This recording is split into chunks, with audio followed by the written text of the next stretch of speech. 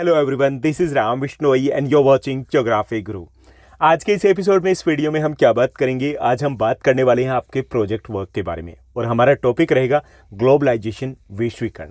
और ये जो ग्लोबलाइजेशन है, वैश्वीकरण है, ये क्लास 11th का भी टॉपिक है, क्लास 12th का भी टॉपिक है और class 10th economics social science का भी टॉपिक है। यानी कि ये क्लास 10th 11th 12th तीनों क्लासेस के स्टूडेंट्स के लिए इंपॉर्टेंट रहेगा। और क्लास 12th में एक और चीज़ कि क्लास 12th में ये पॉलिटी यानी कि आपकी पोल साइंस, पॉलिटिकल साइंस का भी टॉपिक है और आपका इकोनॉमिक्स का भी टॉपिक है। यानी कि इस प्रोजेक्ट को आप पोल साइंस में भी बना सकते हो और इस प्रोजेक्ट को आप इकोनॉमिक्स में भी बना सकते हो। क्या क्या डिस्कस करने वाले हैं? हम डिस्कस करेंगे कि आपको एक अच्छा सा बेस्ट एक प्रोजेक्ट तैयार करना है, तो वो कैसे तैयार करोगे, उसमें क्या कुछ हमें इंक्लूड करना है, क्या कुछ है जो इंक्लूड नहीं करना है, कितने पेजेस का होना चाहिए, सारी डिटेल्स मैं आपको देने वाला हूँ, सारा कंटेंट देने वाला हूँ और आपको पीडीएफ भी अवेलेबल करवा दिया जाएगा। ओके, तो यहाँ देखिए, ये जो हमारा टॉपिक है, तो सबसे पहले हमें शुरुआत करनी है कवर पेज के साथ। वो कैसा होना चाहिए, क्यों होना चाहिए, वो हम बात करेंगे।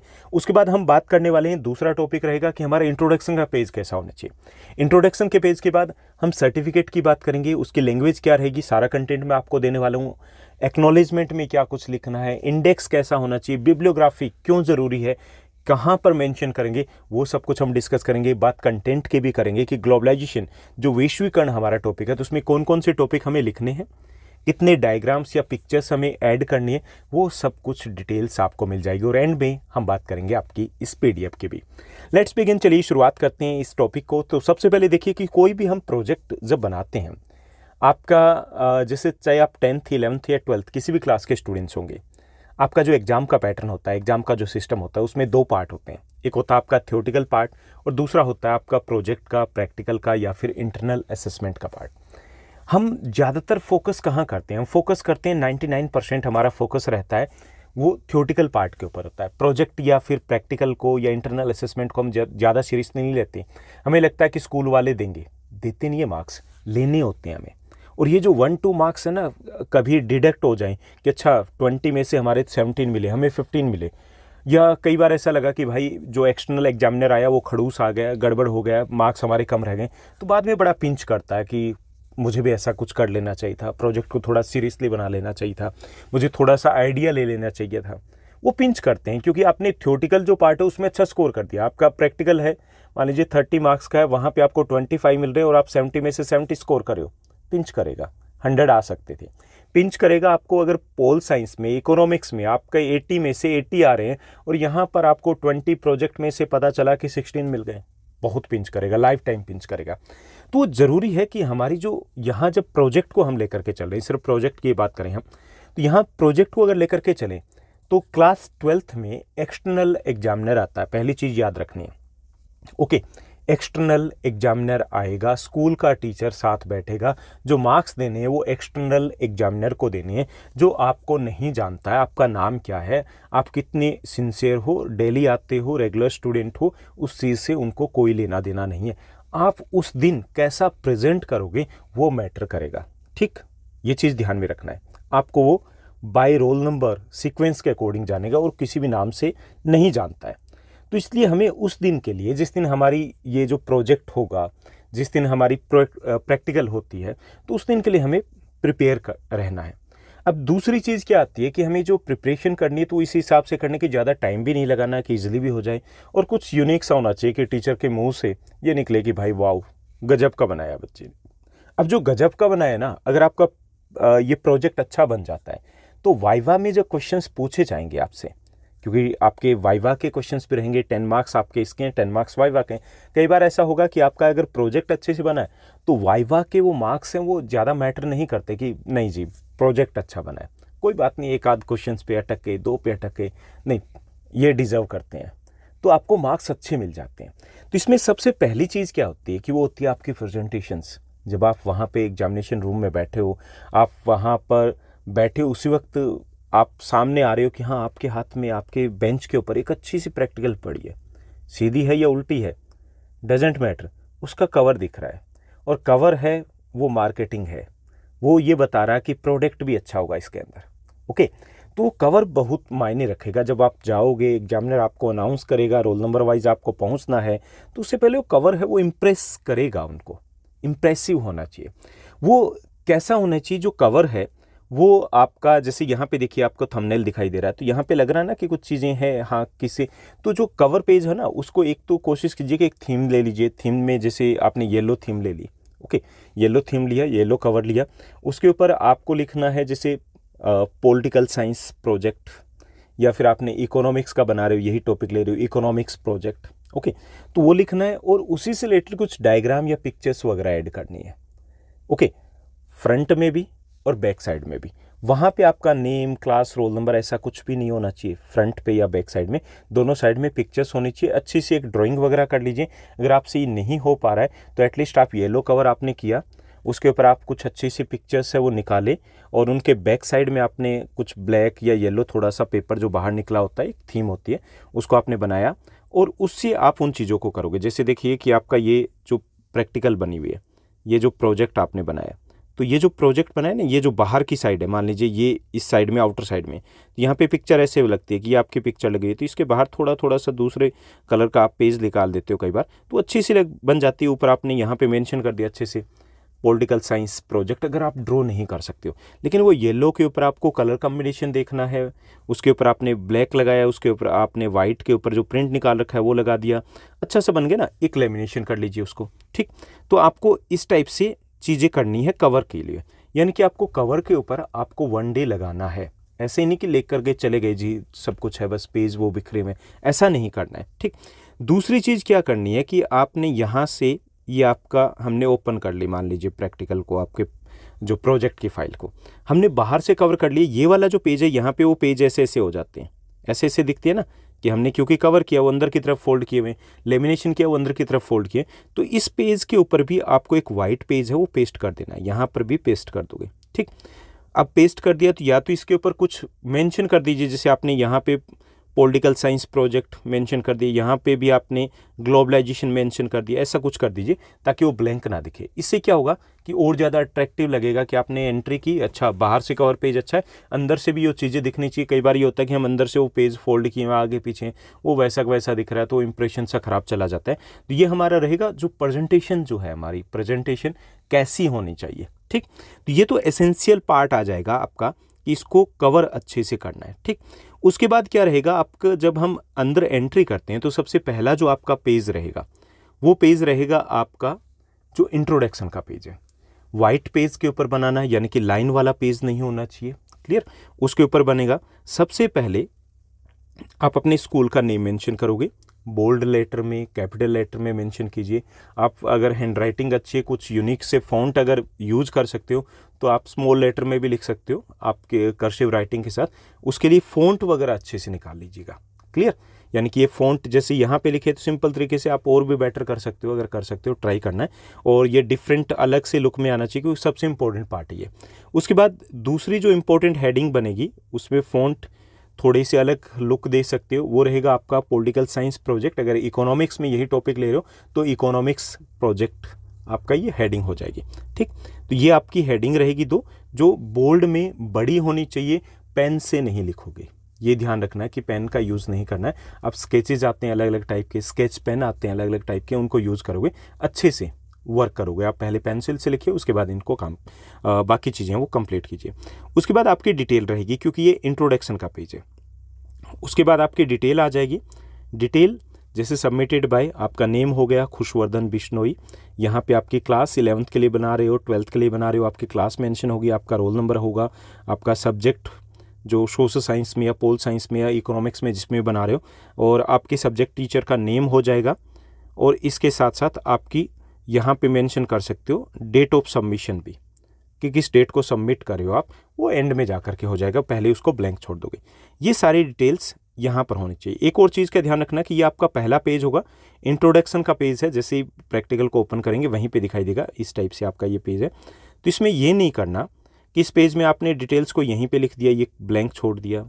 ये सब कुछ जो रहेगा वो सारा का सारा आपका सेंटर में होना चाहिए, ओके। यानी कि यहाँ से वो सेंटर में होना चाहिए। अगर यहाँ पे जैसे साइड में कुछ स्पेस बच रहा है तो वहाँ पे अगर आप इसी सब्जेक्ट से रिलेटेड कुछ डायग्राम या हल्का फुल्का अगर ड्रॉ करना चाहते हो तो वो ड्रॉ कर सकते हो। हालांकि फूल पत्तियाँ वैसे मत कर देना जैसे लगे कि होम साइंस के प्रैक्टिकल, ऐसा नहीं लगना चाहिए, ओके। और रहेगा ये ब्लैंक, बिल्कुल कोरा पेज होना चाहिए, लाइन बिल्कुल नहीं होनी चाहिए, क्योंकि फिर ये लेस अट्रैक्टिव लगने लगता है। क्लियर?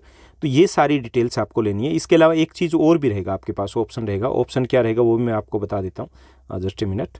इसमें ऑप्शन आपके पास ये रहेगा कि अगर आपको लगता है कि आपकी हैंडराइटिंग बहुत ख़राब है, आप लिख नहीं पा रहे हो, बना नहीं पा रहे हो, तो ये सारी चीज़ें टाइप करके भी आप पेज निकाल सकते हो, प्रिंट निकाल सकते हो।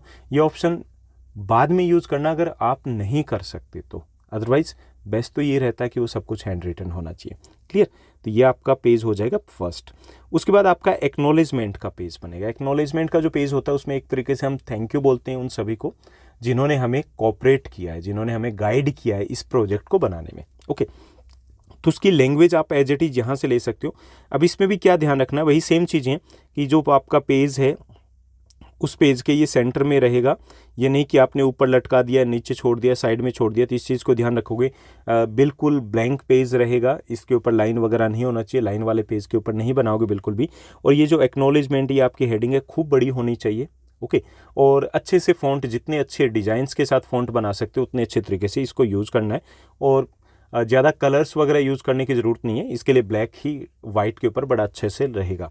ठीक, उसके बाद यहाँ पे ये लैंग्वेज रहेगी आपकी, जैसा कि मैंने यहाँ पे दे रखा है, I am grateful to our principal sir और मैम, उनका नेम आ जाएगा। And a political science teacher Mister Ram Bishnoi, जो भी आपके टीचर हैं उनका नेम आ जाएगा। For their guidance and constant supervision as well as cooperation in providing necessary information about political science project. Okay, अगर इकोनॉमिक्स में बना रहे तो यहाँ पे इकोनॉमिक्स प्रोजेक्ट हो जाएगा। तो ये चीज़ें चेंज करनी, बाकी सेम एज इट इज़ हो जाएगा।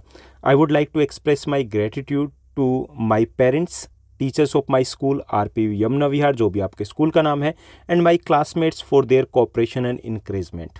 तो ये सारी डिटेल्स यहाँ पर आप मेंशन करोगे, नीचे आपका सिग्नेचर।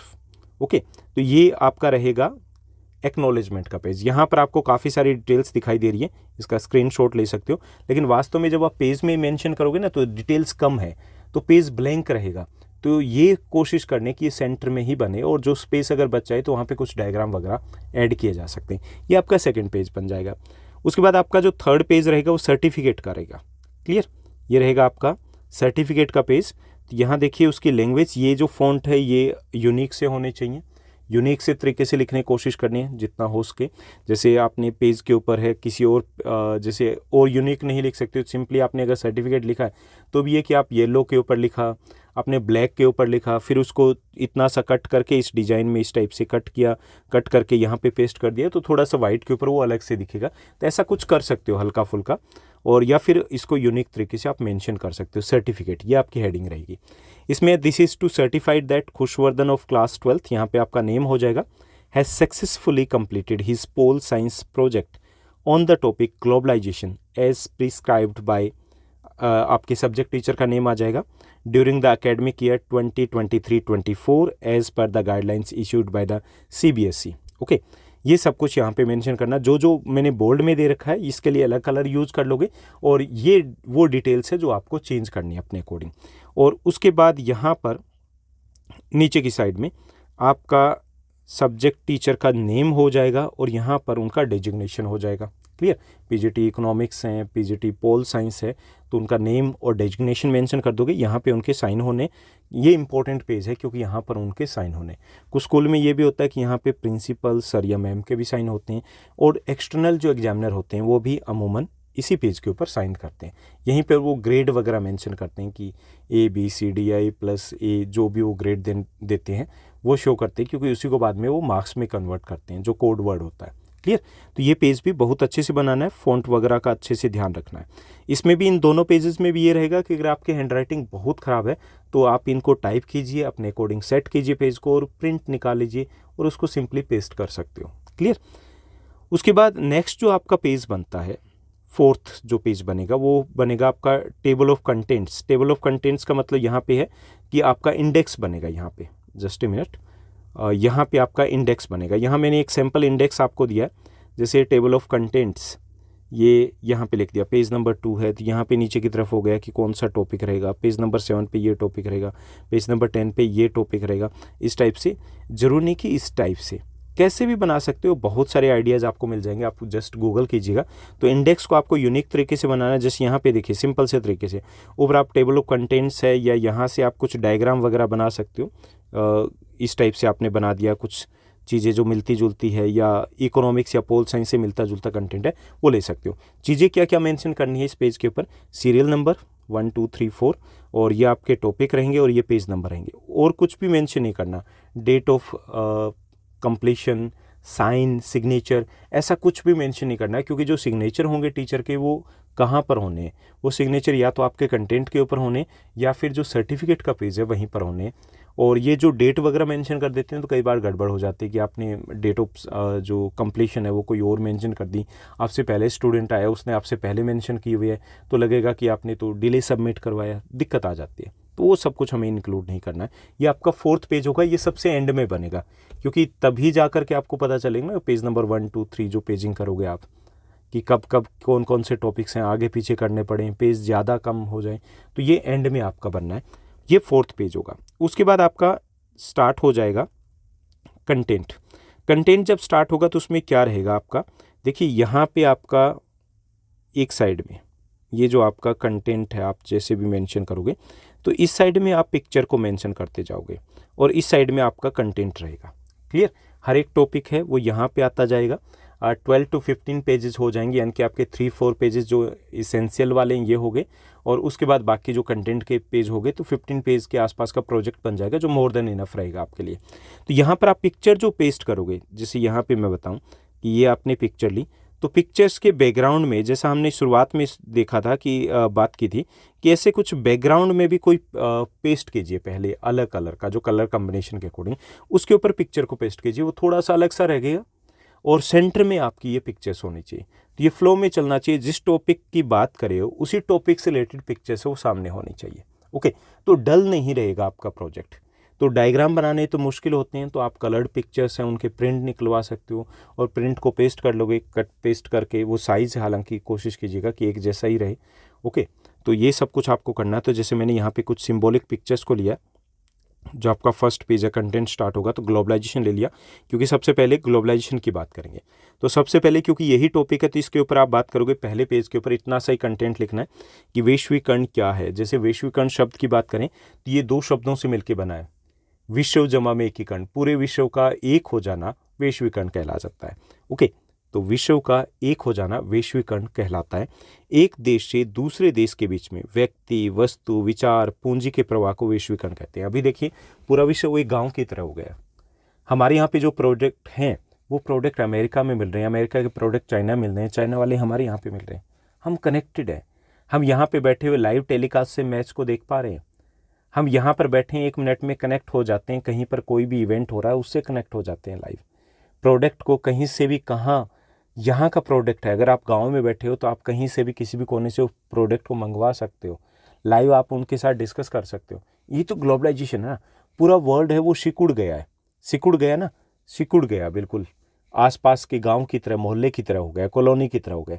तो इसे ही ग्लोबलाइजेशन बोलते हैं। Okay, now the world has been turning into a global village and this process is known as globalisation. Okay, तो वैश्वीकरण 2 शब्दों से मिलकर बना है, विश्व जमा में एकीकरण, विश्व का एक हो जाना वैश्वीकरण कहलाता। तो एक डेफिनेशन लिख दोगे कोई भी कि एक देश से दूसरे देश के बीच में व्यक्ति, वस्तु, विचार और पूंजी के प्रवाह को वैश्वीकरण कहते हैं। विचारों का एक हिस्से से दूसरे हिस्से में जाना, वस्तुओं का एक देश से दूसरे देश में जाना, पूंजी का एक देश से दूसरे देश में जाना, लोगों का एक देश से दूसरे देश में जाना, ये सारे क्या है, देशों को जोड़ रहे हैं, यही वैश्वीकरण है। तो पहले में हम बताएंगे वैश्वीकरण क्या है। क्लियर, ये सब कुछ बताना। पहला कंटेंट आप एक पेज इसका बनेगा। उसके बाद आप बताओगे कि वैश्वीकरण के कारण क्या रहे हैं। ओके, कारण क्या रहे हैं, क्यों वैश्वीकरण संभव हो पाया। तो इसमें देखिए कि पहला जो कारण हम बताएंगे, दूसरा पेज बन जाएगा, सामने एक पिक्चर आ जाएगी और सामने हम यहाँ पे लिखेंगे कारण। एक तो प्रौद्योगिकी के स्तर की विभिन्नता, जो टेक्नोलॉजी, तकनीक की बात करें, देखिए कुछ देश हैं वो एडवांस हैं, जैसे यूरोपियन कंट्रीज़ की बात करें, अमेरिकन कंट्रीज़ की बात करें, कनाडा की, यूएसए की बात करें, तो वो एडवांस कंट्री है। और कुछ हैं जो बहुत पीछे हैं, हमारे जैसे हैं जो बीच में झूल रहे हैं। तो जो एडवांस कंट्री है, जहाँ पे जैसे इंडस्ट्रियलाइजेशन का हम एग्जांपल ले सकते हैं, तो वहाँ पर उनको चाहिए कच्चा माल, ओके, कच्चा माल चाहिए, रॉ मटेरियल उनको चाहिए, और तैयार माल को बेचने के लिए मार्केट चाहिए। अब इससे क्या हुआ कि कच्चे माल के लिए वो दूसरे देशों में आए, जैसे अपने यहाँ पे जो अंग्रेज़ पहुँचे थे, जो इंग्लिश पहुँचे थे, ब्रिटिशर्स जो पहुँचे थे वो इसीलिए पहुँचे थे, फिर उनको मार्केट भी चाहिए उस सामान को बेचने के लिए।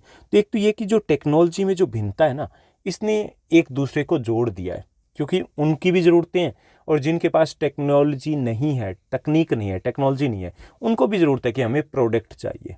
तो एक तो ये कारण रहा, इससे जो विश्व के देश है वो आपस में जुड़े। दूसरा, विकास के सत्र की भी भिन्नता रही है। कुछ डेवलप्ड कंट्री है, विकसित देश है, कुछ अविकसित है, कुछ विकासशील देश है। विकसित देश है, उनके पास फिनिश्ड गुड्स होते हैं, तैयार माल होता है, और अविकसित देशों को पास कच्चा माल होता है, उनको तैयार माल की ज़रूरत होती है। तो इसके कारण भी आपसी लगाव बढ़ा है, आपसी व्यापार बढ़ा, व्यापार को जन्म मिला इससे। ऐसे ही संसाधनों की उपलब्धता में विभिन्नता पाई जाती है। किसी देश में खनिज तेल है ना, जो अरेबियन नेशंस है वहाँ पे मिनरल ऑयल मिलता है। कहीं पर मान लीजिए कि अपने यहाँ पर जैसे कॉटन मिल रहा है, कॉटन टेक्सटाइल मिल रहा है, कहीं पर टी मिल रही है, कहीं पे कॉफ़ी मिल रही है। अपने यहाँ पर कुछ मिनरल्स मिल रहे हैं, कुछ मिनरल्स दूसरे देशों में मिल रहे हैं, हमें उनकी ज़रूरत है, दूसरों को अपने को ज़रूरत है। आपस में कनेक्टिविटी होगी ना। जैसे अगर हम बात करें क्लाइमेट, हमारी क्लाइमेट अलग है, यूरोपियन नेशंस की क्लाइमेट अलग है, वहाँ पे जो प्रोडक्ट होता है, जो प्रोडक्शन हो रहा है, एग्रीकल्चर प्रोडक्शन की अगर बात करें, वो अपने यहाँ पे नहीं हो रहा ना, डिफरेंस आ गया। इससे क्या होगा, व्यापार होगा, व्यापार होगा तो वैश्वीकरण होगा। ऐसी सांस्कृतिक विभिन्नता भी है। अब देखिए अपने यहाँ पे कल्चर, अगर हम सिर्फ इंडिया की बात करें तो जो कश्मीर की कल्चर है, जो असम की कल्चर है, जो वेस्ट बंगाल की कल्चर है, वो अलग है नॉर्थ इंडिया की, यहाँ की अलग है। तो कुछ चीज़ें जो वहाँ की फेमस है वो यहाँ आएगी, यहाँ की जो फेमस है वो वहाँ पे जाएगी ना। तो इससे भी आपसी कनेक्टिविटी बनती है, आपसी व्यापार को बढ़ावा मिलता है, जिसने वैश्वीकरण को पॉसिबल बनाया। सिल्क रूट के बारे में आपने पढ़ा होगा। सिल्क रूट से सिल्क यहाँ से कहाँ जाती थी, यूरोप में जाती नहीं, क्योंकि यहाँ की वो कल्चर थी, यहाँ के लिए उन चीज़ों को प्रोड्यूस करना नॉर्मल था। ऐसे ही वो खाना भी ऐसे ही पहुँचा है। चाइनीज़ जो इटालियन आइटम्स आप जो खाते हो, चाइनीज़ जो फूड यहाँ पे पहुँचा वो ऐसे ही पहुँचा है। जो सांस्कृतिक भिन्नता होती है, इससे भी व्यापार को, वैश्वीकरण को जन्म मिलता है, इसको बढ़ावा मिलता है। तो इसने भी वैश्वीकरण को संभव बनाया कि ठीक है जी, कुछ हमारे लीजिए, कुछ हम आपको देते हैं। ठीक, ऐसे ही इंटरनेट, परिवहन की सुविधाएं, इन्होंने भी ग्लोबलाइजेशन के प्रोसेस को पॉसिबल किया है। मान लीजिए इंटरनेट ना होता तो क्या बिजनेस को कंट्रोल करना आसान होता? नहीं। अंबानी अडानी खुद तो दुकान पे बैठने से रहे। अब आपके पड़ोस में, बगल में जो स्मार्ट बाज़ार है, उस स्मार्ट बाज़ार में खुद तो आते नहीं आते तो गड़बड़ हो जाती। अब इंटरनेट के कारण सब कुछ पॉसिबल है, मैनेज हो रहा है सब कुछ, पाई का हिसाब जा रहा है।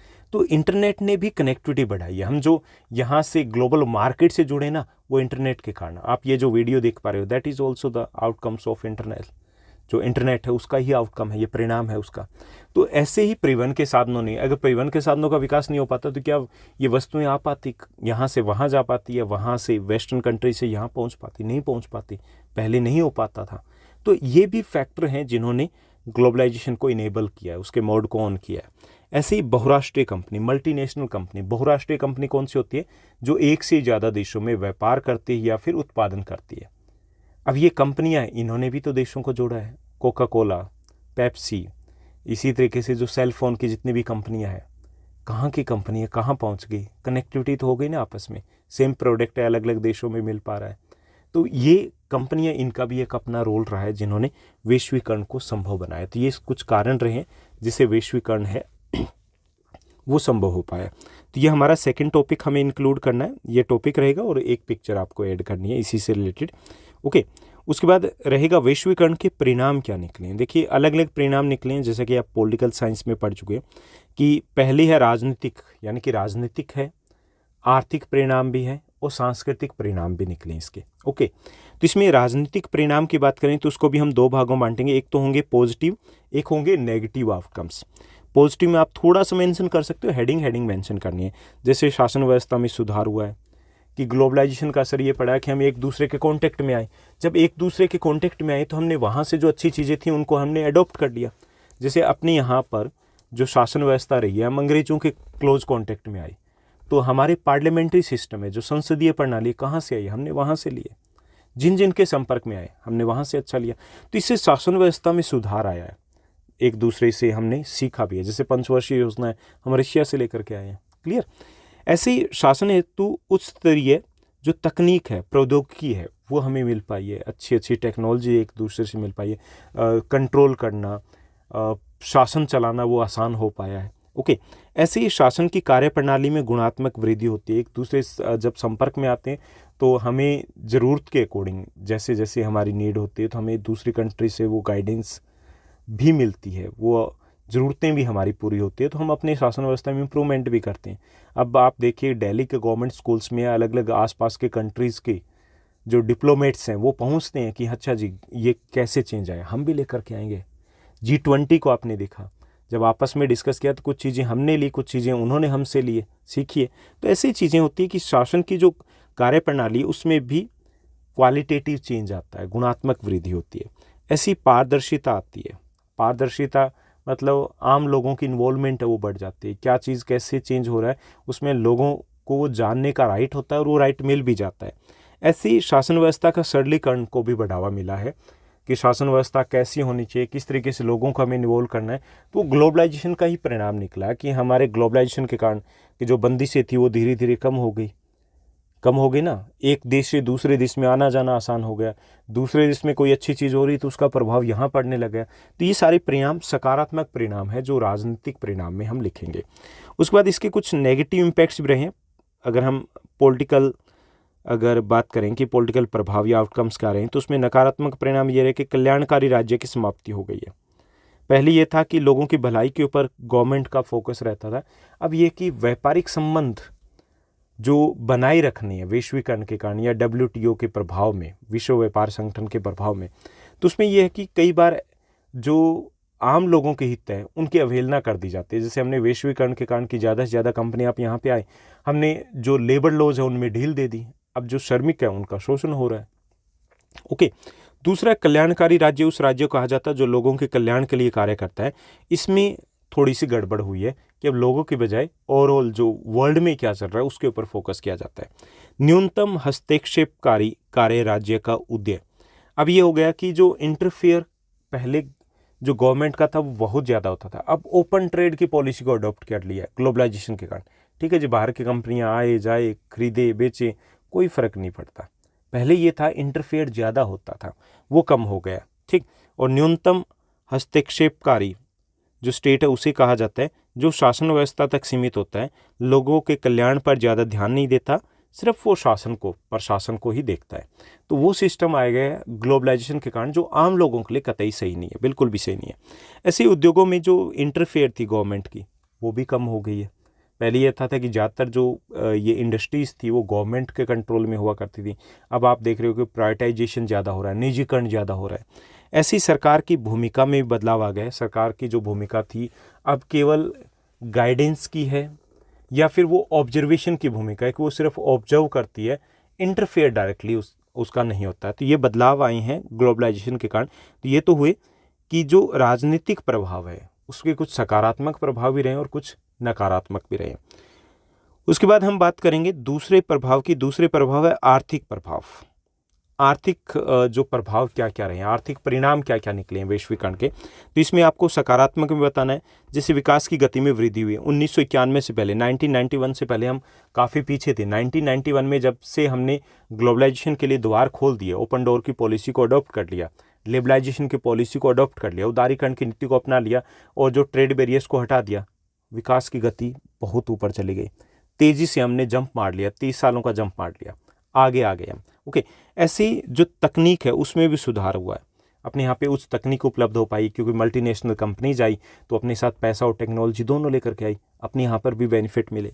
ऐसे ही संसाधनों का उच्च स्तरीय प्रयोग संभव हो पाया क्योंकि हमारे पास जो मल्टीनेशनल कंपनी आई वो पैसा भी लेके आई, टेक्नोलॉजी भी लेके आई, हमारे पास रिसोर्सेज थे, उनका अच्छे से यूज़ नहीं हो पा रहा था, यूटिलाइजेशन शुरू हुआ। हमारी नहीं, उन देशों में जो तकनीक में कहीं पिछड़े हुए थे उनको बेनिफिट भी मिला है। रोज़गार में भी वृद्धि हुई है, रोज़गार बढ़ा है। जब मल्टीनेशनल कंपनी आती है, उद्योग लगते हैं, इंडस्ट्रीज़ लगती है तो नेचुरली है लोगों को भी काम धंधा भी मिलेगा। ऐसे ही बाजार की प्रतियोगिता के कारण जो वस्तुओं की गुणवत्ता है उसमें बढ़ोतरी हुई है। गुणवत्ता में नहीं, आपके पास विकल्प भी बढ़े, ये भी लिख सकते हो, विकल्पों में वृद्धि हुई है। पहले आप मार्केट में जाते थे 1 या 2 मोबाइल फ़ोन होते थे, मोटरोला के या नोकिया के, अब जाइए हज़ारों कंपनी आ गई है। गाड़ियाँ एम्बेसडर या मारुति 2 ही होती थी, अब जाइए हज़ारों गाड़ियाँ आ गई, हर रोज़ एक नया मॉडल लॉन्च हो जाता है। तो वो सारे उपयोगित अपने के लिए क्या हुआ है, विकल्पों में वृद्धि हुई है, जो चॉइसेस थी वो ज़्यादा अवेलेबल है अभी मार्केट में, साथ साथ उनके दाम कम हुए हैं, कीमतों में कमी हुई है। जो चीज़ जैसे नोकिया का जो अब सेलफोन आता था टॉर्च वाला, जिसमें दुनिया का सबसे जहरीला जानवर पाया जाता था जो खुद को काटते ही मर जाता था, वो एक गेम होता था। ओके, तो वो 7,000 के आसपास का था, जो अब 300 रुपीज़ में आता है। तो दाम में भी कमी आती है, गुणवत्ता में बढ़ोतरी होती है, सर्विस बेटर होती है। ओके, तो ये सारी चीज़ें हैं जो पॉजिटिव आउटकम्स हैं।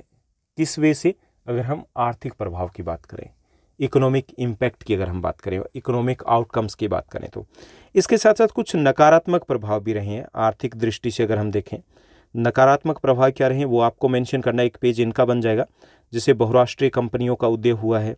वो नकारात्मक वैसे तो नहीं है, लेकिन नकारात्मक किस दृष्टि से कि छोटे उद्योग हैं वो उनका सामना नहीं कर पाए, छोटे उद्योग वो बर्बाद हो गए। बड़ी कंपनी आ गई, ठीक है, जो वो सस्ते में प्रोडक्ट दे सकती है, कुछ महीनों के लिए फ्री में भी दे सकती है, और उनको सस्ते में प्रोडक्ट पड़ रहे हैं, लेकिन छोटी कंपनी का खर्चा नहीं निकल पा रहा, वो बंद हो गई। छोटे जो कंपनी थी वो उनका सामना थोड़ी कर पाएंगे, एडवर्टाइजमेंट वगैरह कहाँ कर पाएंगे, गायब हो गए।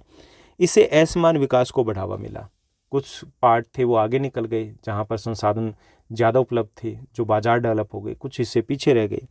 इससे व्यापार करना एक व्यक्ति के लिए, आम व्यक्ति के लिए व्यापार करना मुश्किल हो गया। जैसे आजकल आप देख रहे हो स्मार्ट बाजार वगैरह, ये जो इस टाइप के स्टोर्स वगैरह आ गए हैं, तो आम लोगों को नुकसान है, उनका कंपटीशन नहीं कर पाएंगे, वो उनके साथ कंपटीशन नहीं कर सकते वो।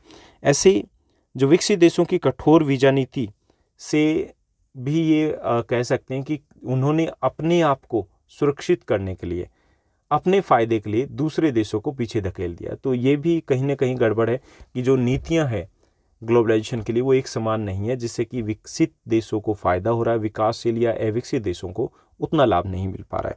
तो एक पेज आपका इसका बन जाएगा। ऐसे ही आप यहाँ पे सांस्कृतिक प्रभाव है, उसके भी आप लिख सकते हो कि क्या क्या प्रभाव पड़े थे। एक पेज इसका बनेगा आपका कंटेंट में, कि जैसे विचारों का खुलापन आया है, हम वेस्टर्न कल्चर से प्रभावित हुए हैं, तो वेस्टर्न कल्चर में जो कुछ था तो वो हमारे यहाँ पे भी पहुँचा, गांव में पहुँचा। विचारों का खुलापन, जो दक्कनोकुशी थी वो चीज़ें कम हुई है, कुछ चीज़ें जो गलत थी, रूढ़िवादिता थी, वो कम हुई है। जैसे हम देखते हैं कि महिलाओं को भी एक बराबरी का हक दिया जा रहा है, आगे पढ़ने का मौका दिया जा रहा है। तो विचारों का खुलापन आया है, मिलीजुली संस्कृति का विकास हुआ है, कल्चर, मिक्स्ड कल्चर डेवलप हो पाई है, दूसरे देशों से अच्छी चीज़ें हमने सीखी है। ओके, ऐसे ही महिलाओं की स्थिति में सुधार आ पाया है, खान पान और रहन सहन की आदतों में भी बदलाव आया है। तो ये सकारात्मक प्रभाव है जो हमारी कल्चर में आए हैं ग्लोबलाइजेशन के कारण। इसके कुछ नकारात्मक प्रभाव भी हम देखेंगे। नकारात्मक प्रभाव क्या रहे? अगर हम नकारात्मक प्रभाव की बात करें तो हमारे यहाँ पर अमेरिकी या वेस्टर्न जो कल्चर है उसका प्रभाव थोड़ा ज़्यादा देखा गया, जिसके कारण हमने कुछ अपनी अच्छी बातें जो थी वो हमने पीछे छोड़ दी है। हमने उन चीज़ों को उस तरीके से लेने के बजाय कुछ अलग तरीके से ले लिया है, वो गलत प्रभाव रहा है। ऐसे ही छोटे देशों की संस्कृति है, अपने देश का तो नहीं, लेकिन कुछ छोटे छोटे देशों की जो कल्चर है वो ख़त्म ही हो गई है उस प्रभाव में, क्योंकि उन्हें ये लगा कि नहीं वो बेटर है, हमारी कल्चर सही नहीं है। और एक पक्षीय संस्कृति का भी विकास हुआ है कि सिर्फ एक ही पक्ष की संस्कृति, जो विकसित देश थे उनकी कल्चर को तो हमने अडॉप्ट कर लिया, और जो विकसित देश नहीं थे लेकिन कल्चर उनकी भी अलग थी, यूनिक थी, लेकिन हम उनको अडॉप्ट नहीं कर पाए, क्योंकि हमारा माइंड सेट हो गया कि जो डेवलप्ड नेशन है उनकी कल्चर हमें अच्छी लगती है। ओके, तो ये नकारात्मक प्रभाव भी रहे। तो ये यहाँ पे आपके लगभग 10 से 12 पेज यहाँ तक आपके बन जाएंगे। ओके, उसके बाद हम बात करेंगे, जो एक और टॉपिक हम लेंगे कि भारत और वैश्वीकरण, कि भारत में वैश्वीकरण की शुरुआत कब से हुई। तो थोड़ा सा हम लिख सकते हैं, इसको आप थोड़ा ज़्यादा भी ले सकते हो, टॉपिक को अगर डिटेल में जाना चाहे 2-3 पेज को कवर करना हो। जैसे आज़ादी से पहले भारत ब्रिटेन का उपनिवेश था, उस दौर में भारत से कच्चा माल ले जा करके उसे ब्रिटेन में उत्पादों में बदलकर वापस भारत में बेचा जाता था, यानी कि उस दौर में भी वैश्वीकरण की शुरुआत हो चुकी थी। आज़ादी के बाद भारत ने इस निर्भरता को समाप्त करने की कोशिश की, और हमने क्या किया, हमने आयात के ऊपर प्रतिबंध लगा दिए, यानी कि हमने व्यापार अवरोधकों का प्रयोग किया, ट्रेड बैरियर का उपयोग किया। 1991 में हमने उन ट्रेड बैरियर को हटा दिया और नई आर्थिक नीति को अपनाया, और नई आर्थिक नीति की अपनाने के साथ ही 1991 से 1991 से भारत में वैश्वीकरण के दौर की शुरुआत होती थी। इतनी सी डिटेल देनी है तो एक पेज आपका इससे कवर हो जाएगा, और एक आपको इसी से रिलेटेड एक पिक्चर है वो पेस्ट कर लोगे। उसके बाद हम रहेंगे कि यहाँ पे बात करेंगे कि भारत की नई आर्थिक नीति की विशेषता क्या थी। देखिए, भारत की जो 1991 की नई आर्थिक नीति थी उसकी विशेषता थी LPG, liberalisation, privatisation and globalisation. 3 चीज़ें थी। लिबरलाइजेशन मतलब इसको कहेंगे उदारीकरण, प्राइवेटाइजेशन यानी कि निजीकरण, और ग्लोबलाइजेशन यानी कि वैश्वीकरण। 3 चीज़ें हमने शामिल की। उदारीकरण का अर्थ होता है व्यापार करने की नीतियों को सरल बनाना, यानी लाइसेंस या अन्य बाधाओं को समाप्त करना। जैसे हमने व्यापार अवरोधक, जो ट्रेड बैरियर थे, उनको हटा दिया। जो प्रतिबंध लगा रखे थे कि बाहरी कंपनी ना आ पाए, हमने उसको खत्म कर दिया। ओके। दूसरा, हमने निजीकरण को अपनाया। निजीकरण का अर्थ था कि निजी क्षेत्र जो है, प्राइवेट जो सेक्टर है, उसको बढ़ावा देना। पहले ये था कि काफ़ी सारी जो इंडस्ट्रीज थी वो गवर्नमेंट के कंट्रोल में होती थी, लाइसेंस नहीं मिलता था। हमने लाइसेंस दे दिया। प्राइवेट जैसे एयरलाइंस अब हो गई है, रेलवे में भी हमने प्राइवेटाइजेशन को बढ़ावा दिया है। सारी चीज़ों में प्राइवेट कंपनीज आ चुकी है, तो वो हमने अपनाया कि ठीक है जी, कुछ सेक्टर हम प्राइवेट सेक्टर के लिए भी खोल देते हैं। ऐसे ही वैश्वीकरण के लिए भी हमने अपने दरवाजे ओपन कर लिए। वैश्वीकरण मतलब कि जिस दौर में विश्व के सभी देश एक दूसरे के ऊपर निर्भर होते हैं, तो उस दौर के लिए भी हमने दरवाजे खोल दिए 1991 में, और इसमें भी हम इस दौड़ में शामिल हो गए। हमारी भी कई सारी कंपनियां हैं जो मल्टीनेशनल कंपनी बन चुकी है। ओके। उसके बाद हम बात करेंगे ग्लोबलाइजेशन है, इसकी आलोचना क्यों की जाती है। देखिए, इसकी आलोचना भी की जाती है, कुछ कमियां भी है। इसमें 2 पक्ष हैं। एक तो वामपंथी है। वामपंथी आमतौर पर जो निर्धन लोग हैं उनके समर्थक होते हैं, कि उनका ये मानना है कि वैश्वीकरण से गरीब लोगों की हालत है वो ज़्यादा ख़राब हुई है, और सरकार ने बड़ी कंपनियों को फ़ायदा देने के चक्कर में, जैसे जो लेबर लॉज हैं, श्रम कानून है, उनमें ढील दे दी है। इससे क्या हुआ कि जो गरीब निर्धन लोग हैं, श्रमिक लोग हैं, उनके लिए थोड़ी सी समस्याएं खड़ी हो गई, और हमने उन लेबर लॉज को लागू करने की कोशिश भी नहीं की, क्योंकि हमें डर है कि नहीं जी, बड़ी बड़ी कंपनियां तो फिर यहाँ से भाग जाएगी। तो एक तो इस बात के ऊपर आलोचना हो रही है कि जो गरीब लोग हैं, छोटी कंपनियां हैं, उनको इससे नुकसान पहुंचा है। दूसरे जो दक्षिणपंथियों की अगर बात करें, तो दक्षिणपंथी उन लोगों को बोलते हैं जो अमीरों के हित में बात करते हैं। ओके।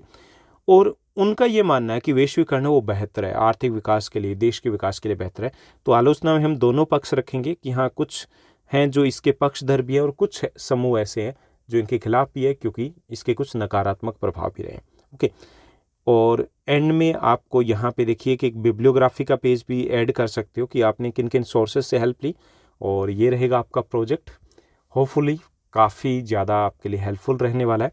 आप मुझसे कनेक्ट हो सकते हो कहाँ पर? इंस्टाग्राम पर ज्योग्राफी गुरु ऑफिशियल चैनल है, वहाँ पे आप जुड़ जाइए, और मतलब कुछ भी डिस्कस किया जा सकता है। आपको कोई भी डाउट है, आप यहाँ पर देखिए टेलीग्राम के ऊपर भी मुझसे कनेक्ट हो सकते हो। आईडी आपको विजिबल होगी स्क्रीन के ऊपर, आप देख पा रहे हो, ज्योग्राफी गुरु यहाँ पे चैनल है, और इंस्टा की आईडी भी आपको स्क्रीन के ऊपर दिख पा रही है। और जो हमारा टेलीग्राम का चैनल है, वहाँ पर PDF वगैरह, सिंपल क्वेश्चन पेपर वगैरह एट्सेट्रा भी अवेलेबल करवाए जाते हैं। कमेंट सेक्शन भी ओपन है, वहाँ पर कमेंट भी किए जा सकते हैं, और वहाँ पर ही आपको एक लिंक मिलेगा जिससे आप हमारे व्हाट्सएप के ग्रुप से भी कनेक्ट हो सकते हो। आज के लिए बस इतना ही। Thank you, bye bye, have a nice day.